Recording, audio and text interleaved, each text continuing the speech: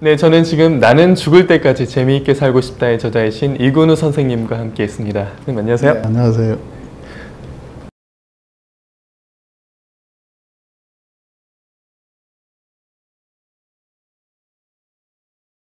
선생님께서 이제 최근에 이제 언론에서도 많이 조명을 하시고 있지만 어떤 대가족이 이제 하나로 이렇게 네. 살고 계세요. 어떻게 그렇게 사시게 되나요? 근데 이제 그거는 설명하자면 앞에 걸 또 설명하고 이제 이렇게 연결을 시켜야 이해를 하시지.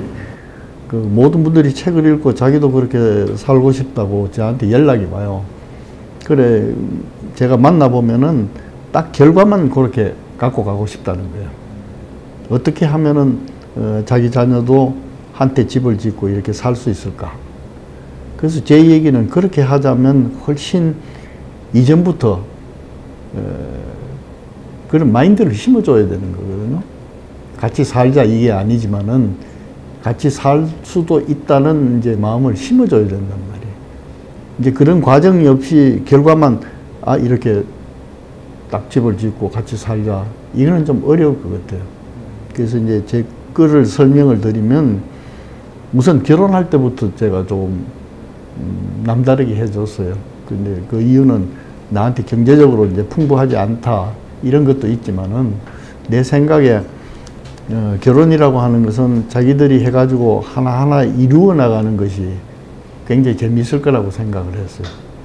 돈이 많다면은 집도 있고 가구도 딱 불편 없이 다 들르고 그래서 딱 출발하면 재미가 없을 것 같아요. 나도 이제 어렵게 그런 과정을 밟았는데 지내놓고 보니까 그 하나하나를 장만하고 부부가 의논하고 뭐 이렇게 한 게 이게 나중에 생각하니까 참 좋더라고요. 그래서 애들이 결혼하기 전에 늘 이제 앉아서 대화를 하면 그 두 가지를 제가 제시를 해요. 다 이루어 놓은 데서 들어가서 사는 게 재미있을까? 내가 하나하나 이루어가면서 사는 것이 재밌을까? 이런 걸 늘 그 학교 다닐 때부터 이 얘기를 많이 했어요. 중고등학교, 뭐 대학교 이럴 때. 그러니까 애들이 그때 이제 젊은 나이고 꿈도 많을 때니까 당연히 후자를 선택하죠. 응? 하나하나 자기 스스로 만들겠다. 이제 그렇게 해서 출발한 거고. 두 번째로는 결혼을 시키면 난 다 분가해서 이제 따로 살림을 낸다고 약속을 했거든요. 근데 정작 이제 첫애를 결혼을 시키려고 보니까 내가 생각이 좀 달라졌어요. 그래서 같이 와서 있는데 내가 이 약속을 해줬는데 이거는 조금 깨면 좋겠다. 이유는 당장 분가를 해보면 남남이 된다는 생각이에요. 나는. 왜 그러냐면 무슨 명절이나 무슨 때가 되면 나를 찾아올 것 아니에요. 그럼 잠시죠, 그게. 하루 자고 간다 하더라도 하루잖아요. 그게 서로가 이해하는 시간이 없다는 뜻이에요. 그래서 그런 이유를 내세워가지고 내가 며느리를 아니면 사위를 이해하자면은 적어도 붙어 있는 시간이 좀 있어야 되겠다. 그래가지고 제가 제안을 했어요. 6개월만 같이 살자. 같이 사는데 조건은 나하고 같이 산다는 생각을 좀 지우고 결혼하기 이전에 자기 집에 있을 때 하던 행동을 그대로 하면 좋겠다. 며느리는 친정에 있을 때, 사위는 자기 집에 있을 때 자기가 일상적으로 했던 행동을 나한테 하라는 얘기죠. 그 대신 나도 너희들이 결혼하기 이전에 우리 집에 있을 때 그냥 내가 하던 행동 방식대로 한다. 그걸 서로 봐야 이 아빠는 어떤 사람이다. 이 며느리는 어떤 사람이다. 이걸 알 수 있을 것 아니에요. 이제 그게 바탕이 돼가지고 전부 이제 분가를 해서 사는데 이제 문제는 뭐가 생겼냐면 애들이 경제력이 약하니까 전부 이제 전세 같은 걸 살잖아요. 자기 집이 없으니까. 근데 이제 이게 모여가지고 집을 지으면은 자기 집이 하나 생길 것 같다는 공론이 생긴 거예요.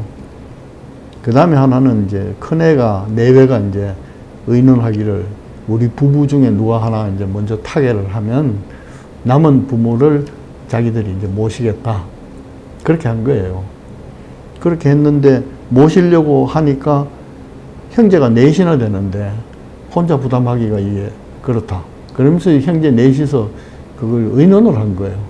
좀 분담할 방법은 없는가. 이렇게 하다가 보니까 그 집을 같이 짓자고 되는 거예요.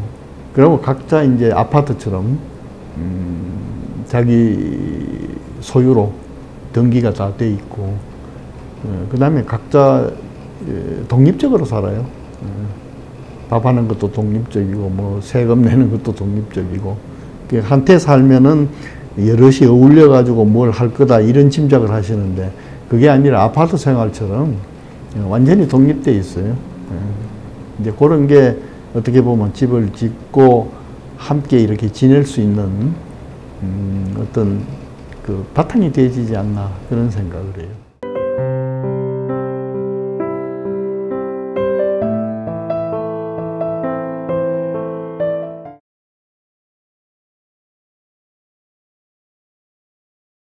네팔에 가셔서 이제 어떠한 일들을 이렇게 해오셨고, 네, 그로 인해서 어떤 보람도 내가 있습니다. 이제 그 원래 네팔을 가고자 했던 거는 산 때문이에요. 내가 대학교 때 그 경북 학생 산악연맹이라는 거, 한국 산악회에서 이제 6.25 때 피난온 산악인들이 많았으니까 그분들을 모시고 처음으로 이제 학생 단체를 만들었어요. 경북 학생 산악연맹. 산과 맺어온 인연은 그를 머나먼 땅 네팔로 인도하게 됩니다. 산을 오르다가 보니까 이제 산의 메카는 히말라야잖아요. 그렇듯이 산을 등산하는 사람들은 메카가 히말라야예요. 그러니까 이제 나도 굉장히 가고 싶었죠. 그래서 학생산악연맹 창설 10주년을 계획해가지고 이제 히말라야를 가도록 한 거예요.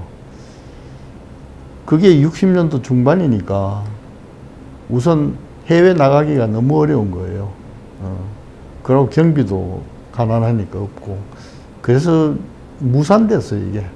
저자는 세계의 지붕이라고도 불리우는 히말라야 등정의 꿈을 과연 이룰 수 있었을까요? 그래서 나한테는 히말라야는 인연이 없구나 이렇게 생각했는데 82년에 그 한국산악회에서 그 마칼루를 가는데 나보고 학술요원으로 갈 수 없느냐 그렇게 온 거예요.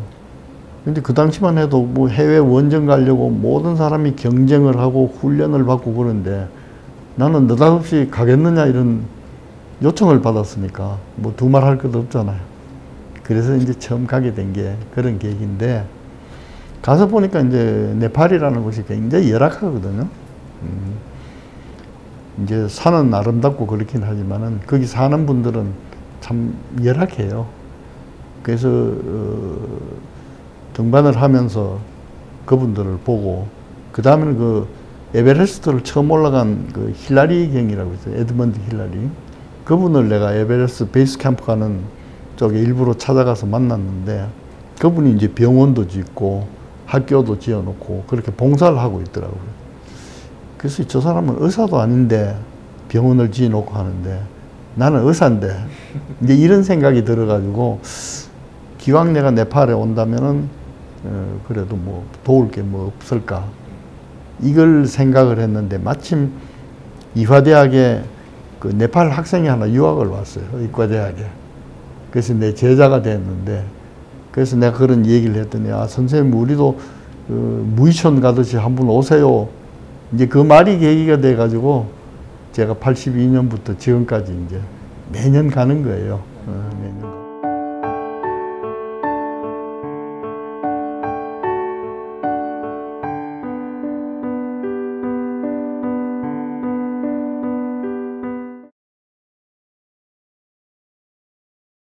최근에 또 이제 학위를 또 하나 받으셨어요.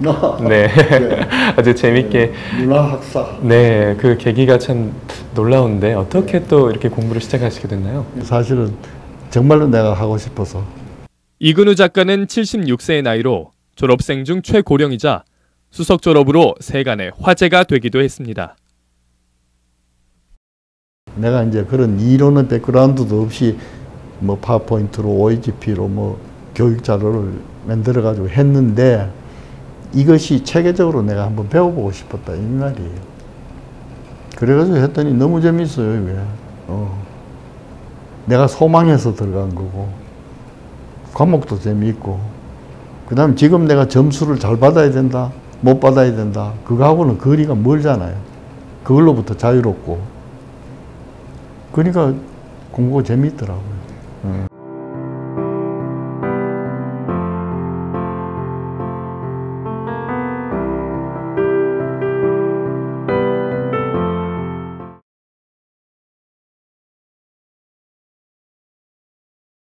책에서 환승이라는 표현을 쓰셨다는 거에 대해서. 네. 환승이라고 내가 쓴 거는, 가령 이제 내가 대학교에서 봉직을 했잖아요. 네. 그러면 정년 퇴임을 하잖아요. 그럼 내가 갈 곳이 또 있잖아요. 그래서 그걸 내가 환승이라는 표현을 한 거예요. 버스도 타보면 환승이를 찍으면 돈 안 내고 또 타잖아요. 그지? 전철도 그렇고. 그래서 이제 인생의 긴 그 스펙트를 보면 어릴 때도 있고, 뭐 젊을 때도 있고, 장가가고, 뭐 이렇게 나눌 수 있잖아요. 그게 생각하면 그 단계별로 환승하는 거라고 생각이 돼요. 그러니까 더 넓게 얘기하면 우리가 이제 죽음을 통해서 또 어디론가 가게 될 건데, 나는 이제 종교를 갖고 있지 않기 때문에, 뭐 종교 믿는 사람은 내가 존중을 해요. 그분들 믿음은.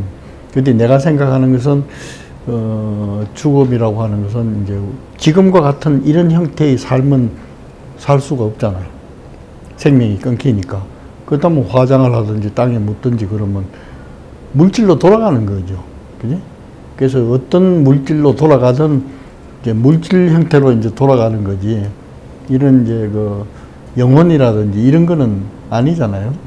이제 그런 생각을 하면 결국은 또 그 환승하는 거고. 그러니까 이제 여기서 여기로 옮아간다. 그런 개념. 이사 간다는 개념. 우리 일생을 살면서 한 집에도 살지만은 도로 이사 가잖아요. 그런 의미에서 이제 환승이라고 바꾸어 탄다. 이제 이런 생각을 했어요.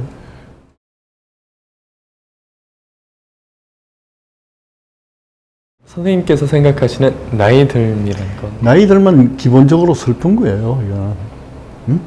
의학적으로도 보면 나이 드는 것은 병리적으로 생각하는 분들이 많아요. 병이다 이게요. 그 말은 맞아요. 왜냐하면 세포도 죽어나가지, 기능도 떨어지지, 그죠? 그러니까 이거는 젊을 때하고 같지 않는 거예요. 그러면 젊을 때 왕성했던 왕성하지 않았던 젊음을 가졌던 경험을 가진 사람한테 늙으면 슬프죠. 내가 젊을 때는 이렇게 생각해 보세요. 생각은 그렇지만 그렇게 하면 뭐 되어지지도 않잖아요.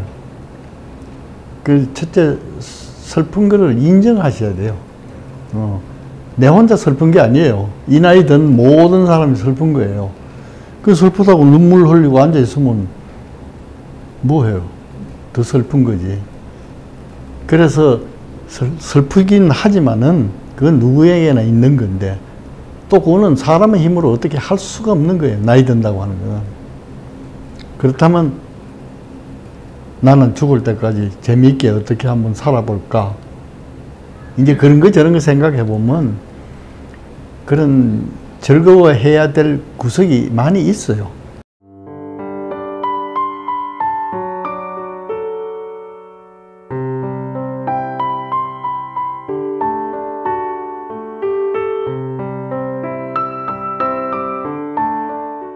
선생님께서 살아오신 인생의 가장 황금기는 언제인가요?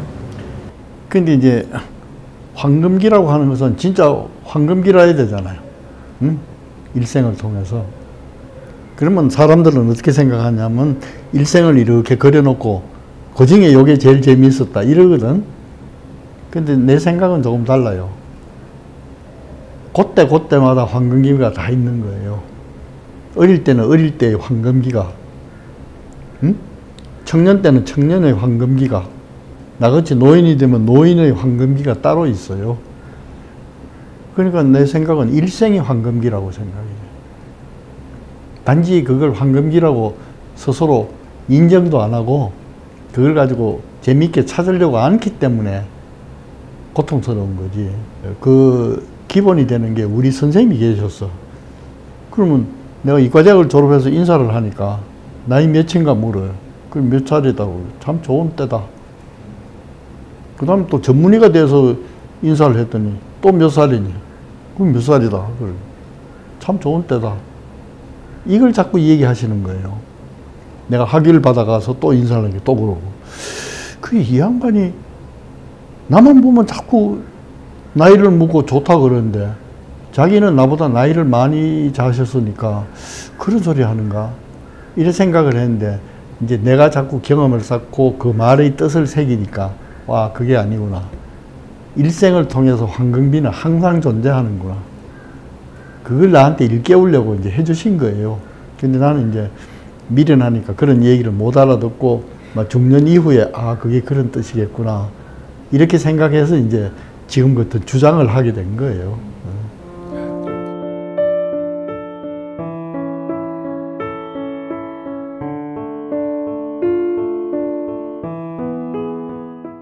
이 책을 접하는 독자들에게 전하고 싶은 메시지 있다면 들려주세요.